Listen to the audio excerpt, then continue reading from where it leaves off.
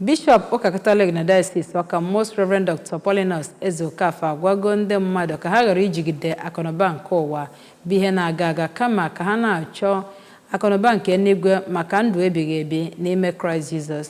Onye ọlụlụ anyị bụ Amaka Ọnwụzulike kọrọ anyị akụkọ a n'ozuzu oke.